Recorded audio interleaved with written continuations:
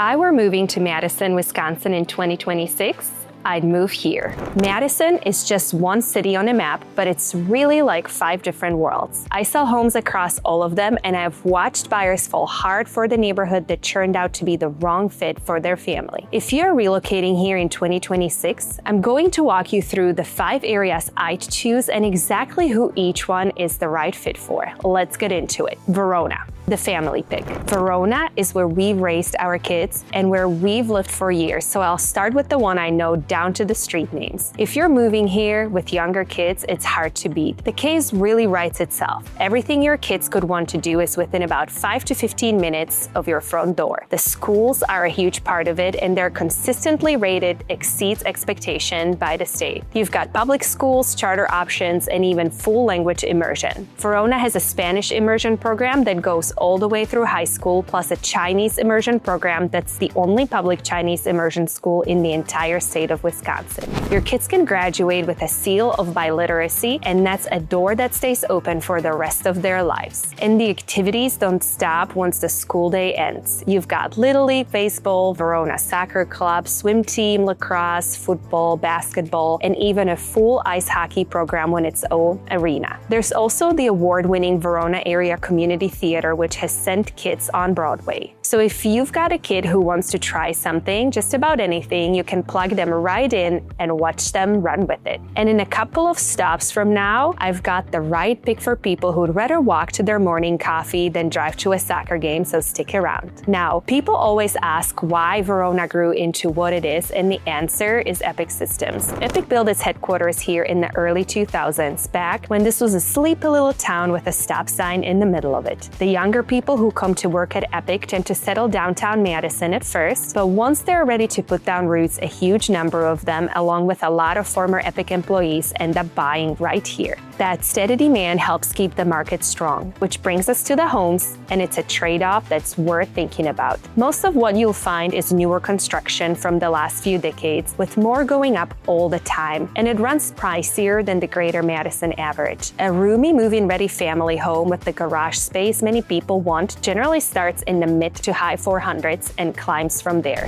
You can still get into Verona under 500, but you're usually looking at something older and smaller. So the question is, what is more important to you? The space and the finishes, or the lower entry price? Saturday morning here means grabbing coffee on the way to the farmer's market, kids riding bikes to their friend's house the way they did decades ago, and a Friday night football game in the fall that brings the whole town together. If that scenario makes you exhale a little, this might be your place. And hey, real quick before we move on, if you're relocating to Madison and trying to figure out which of these areas fits your life, that's what I do every day. I'm an agent right here in these communities, helping people land the right neighborhood instead of guessing. My contact details are down in the description whenever you're ready. All right, let's get back to my next pick. Waunakee, the newer build family pick. Drive north out of Madison and you'll see the strip malls fall away. You roll past open farm fields, the Capitol Dome gets smaller in your rearview mirror, and then you arrive in Waunakee, a town that proudly calls itself the only Waunakee in the world. And that's literally true, by the way. The name exists nowhere else on the planet. It's the other place I'd seriously consider putting roots down, and what makes Waunakee click for families is the way the newer neighborhoods are built. They almost feel like self-contained communities. You've got a community pool that your kids can walk to from the house, splash pads, tennis and basketball courts, and beautiful playgrounds. So all summer long, your kid can use it on their own, which means you're not spending your whole day playing chauffeur. And the golf courses and hiking trails, and a family can fill an entire weekend without ever leaving the neighborhood. The schools back it up too. The Waunakee Community School District ranks around number 7 in Wisconsin overall, and it's the number 1 district in the state for athletics. So if you've got a kid who lives for game day, that's one worth circling. And by the way, make a mental note of that, because my final pick is the one I save for buyers who can't decide which one of these worlds they belong in. Now, where Waunakee really separates itself from Verona is the housing. Verona is mostly production and semi-production neighborhoods build their homes done well. Waunakee has been seeing a wave of higher-end new construction, and the upper price point up here has taken off. Screened-in porches, finished basements, wet bars, and elevated finishes throughout. One thing that surprises people is all of that money doesn't necessarily buy you a bigger lot. The The average around Greater Madison is about a quarter acre, and even many of the custom homes here are right around that size, enough space that you are not bumping elbows with your neighbors without needing a sprawling estate. The good news is that you don't have to buy at the luxury price point to get in. There's newer construction starting in the mid-400s, which is the most accessible way into the Waunakee School District. A Tuesday night in July looks like a free concert at the Village Park gazebo, neighbors spread out on the grass, and the sun setting over the fields.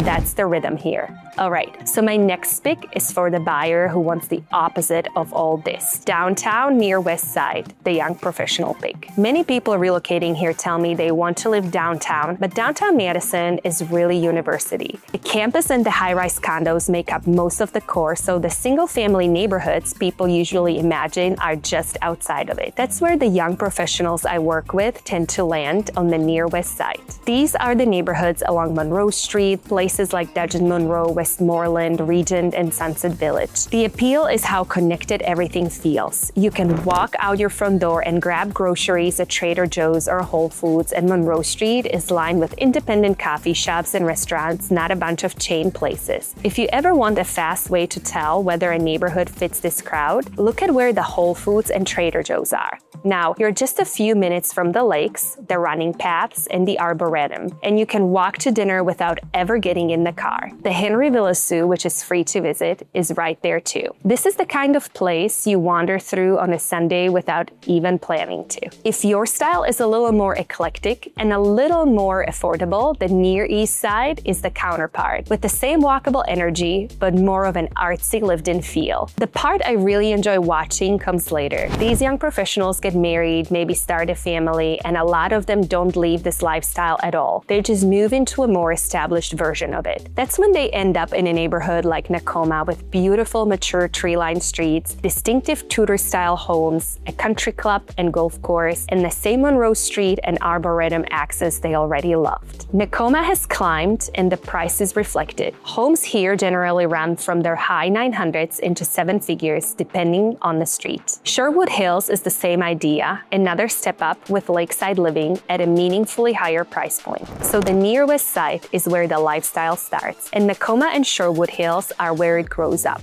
Now, my next pick might be my favorite one to picture: Hawks Landing and Bishop's Bay, the active retiree pick. What do most people near retirement want to wake up to? For the people I work with, the answer keeps coming back to golf course living. So these are the two communities I point you toward. Hawks Landing sits just southwest of Madison in the Verona area with beautiful condos and homes right on or near the golf course. Your mornings are pretty simple. You wake up, head out for a round of golf, and the tennis courts, pickleball, and pool are all right here waiting. Your hobbies are basically outside your front door. When it comes to the price, the homes and condos generally run from the high 500s into the 800s, depending upon the age and the build. Bishop's Bay is the same idea, but turned up another level. It's a master planned community built around a country club, and the list of amenities is incredible. Beyond the golf, you've got tennis and pickleball, sand volleyball, a basketball court, a woodland adventure park with mountain biking and disc golf, and even a water trail where you can launch a kayak. Plenty of young families live here too, but I see so many people getting close to retirement who want this lifestyle. Walk the dog in the morning, play around in the afternoon, and have the pool and playground ready for when the grandkids come over.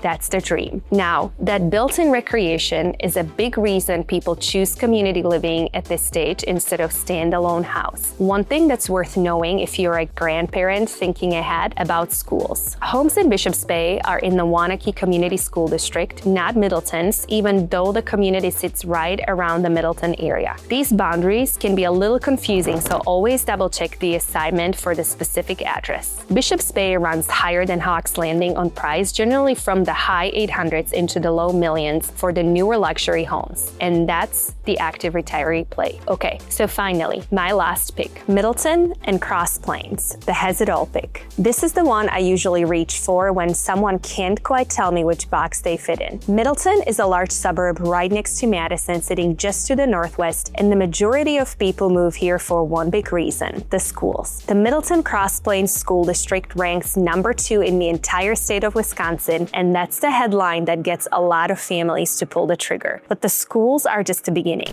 Middleton is packed with outdoor spaces, conservancies, parks, hiking trails, and golf courses, including the sprawling Pheasant Branch Conservancy with hundreds of acres of protected wetland and prairies with trails that open up to views of the Madison skyline. It even has its own little downtown that's charming in that walk to coffee, stroll around the lake kind of way. Now, what really sets Middleton apart is the range of homes you can buy. You've got historic homes full of character in the low 300s, mid-century ranches, a setup, established family neighborhoods, brand new luxury construction, master-planned communities that climbed well into the millions, and even rural residential lots on an acre or two where you hardly see a neighbor but still feel connected to the community. Whatever your budget is and whatever your lifestyle is, Middleton probably has a version of it. And then there's Cross Plains, the value play right next door. This one is one of my favorite recommendations. It's a smaller, quieter town that shares the Middleton Cross Plains School District, so your kids can get those same schools at a more affordable price point, generally from the mid-400s into the low 500s. You trade a little of the suburban bustle for a quieter, more tucked-away feel, and your kids' education doesn't change one bit. So yeah, Middleton and Cross Plains are where I'd start for almost anyone. The whole thing is about one question: what kind of life are you trying to build here? Two families with the same budget can end up in different parts of the city. The people who get the move right are the ones who answer that question before they start touring homes. So if you want help matching one of these neighborhoods to your budget and the life you're after, email me at juliana@sprinkmanrealestate.com today and tell me what you're looking for. In a market that moves this fast, you have to reach out early to end up in the right home before it's gone. And if this gives you a clearer picture of where you fit in Madison, do me a quick favor and hit like and subscribe so the next neighborhood breakdown shows up in your feed. Thanks for watching, and I'll see you in the next one.